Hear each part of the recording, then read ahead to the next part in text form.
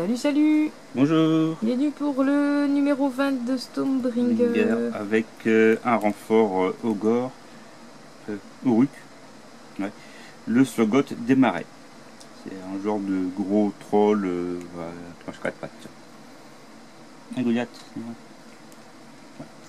La figurine est à 47,50 € chez Games Workshop et nous, donc elle est en deux numéros, donc on l'a à peu près pour une vingtaine d'euros, 21 et des coups. Figurine à coller. Et on n'a pas beaucoup de choix, enfin on a quelques options de montage, hein, notamment la tête qu'on peut mettre à droite ou à gauche. Et je trouve que c'est à peu près tout. Ou un truc devant, je pense qu'on met les deux trucs là ou pas. Parce qu'on n'a pas beaucoup de choix de montage. Il faut toujours avoir la grappe avant. Regardez. Il faut pas monter.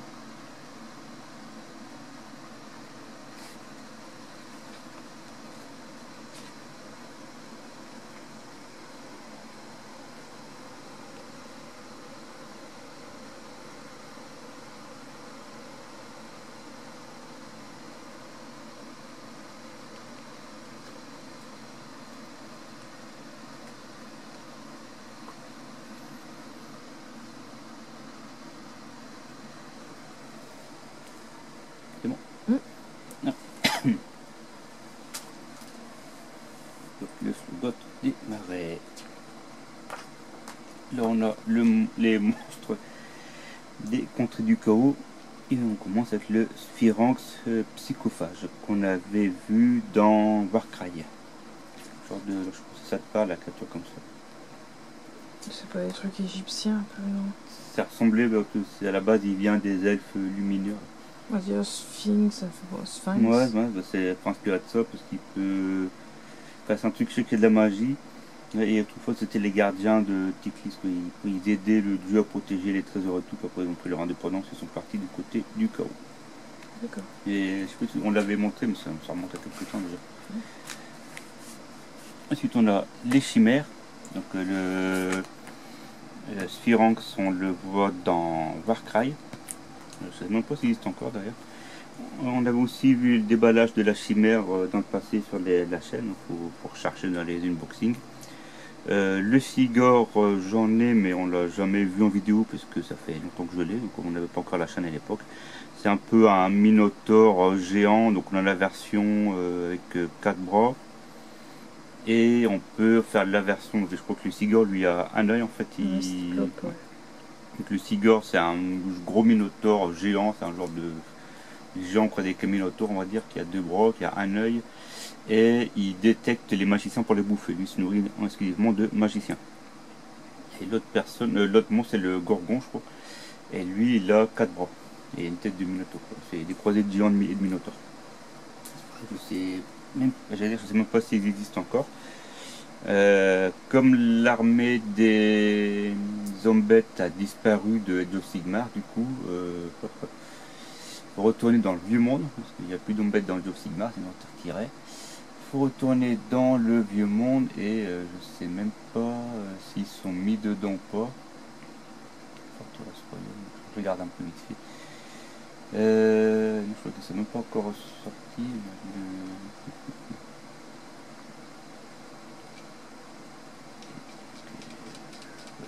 Les Zombettes ne sont pas encore sortis dans le vieux monde.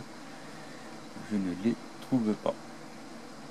Et au niveau Warcry, c'est pareil. Je crois que je ne sais plus les créatures s'ils sont encore là. Ah si, le Sphyranx il est toujours disponible. Il est à 35 €. On a deux options de tête normalement avec. Et la chimère, je sais même pas si elle existe encore. Je regarde du coup sur le site. Chimère, alors je l'ai pas vu dans Warcry. Je vais aller voir dans le chaos, hop, les esclaves des ténèbres, voir si des fois il aurait pas mis dedans. Mais c'est vrai qu'il y a beaucoup de figurines qu'ils ont retirées parce qu'ils n'existent plus, ou ils vont la ressortir. Non, j'ai pas mis plus la chimère dedans. Ils vont la ressortir à mon avis avec les Zombettes quand ils les ressortiront dans le vieux monde. coup c'est même bête parce qu'ils mettent des figurines, on peut même plus les utiliser, quoi. Comme le figurine n'existe plus du tout dans Age of Sigmar. Enfin bref. Fer de lance, moi ça c'est la... Enfin là c'est un petit peu pour faire de lance, mais c'est aussi la nouvelle façon de jouer avec la V4. On achète une boîte de base avec les figurines déjà dedans, la boîte fer de lance, et on note des fois démarrer la partie. On les décors. Les pyrotueurs, ou ce que j'appelle aussi les nains de lave. Il me reste beaucoup, il me reste 3-4 seulement, on va s'y attirer vendu. C'est fort inspiré des tueurs nains du 8 monde. Avec leur serment, leur rune, les magma droite, lui je l'ai toujours. Les magma forts, beaucoup de termes magma dedans. Et c'est très inspiré, on aura limite pu se faire une armée complète de tueurs nains dans le 8 monde avec ces figurines là. Le slogan des marais. Donc c'est le genre de gros troll qui marche à quatre pattes. Hein. Les Groot ils ont mis un non, c'est un nom ce truc sur son dos. Comment ça s'appelle?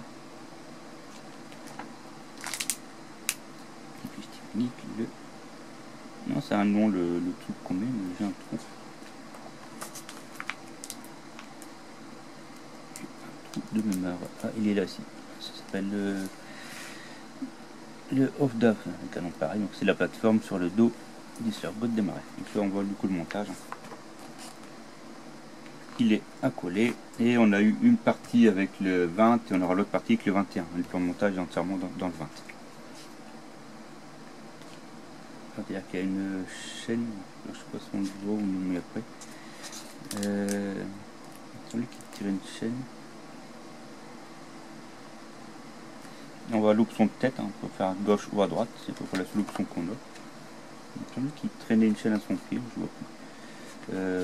Les personnages qu'on met dessus. Ici, il a fallu la chaîne. En fait, il traîne une chaîne, elle est à son cou.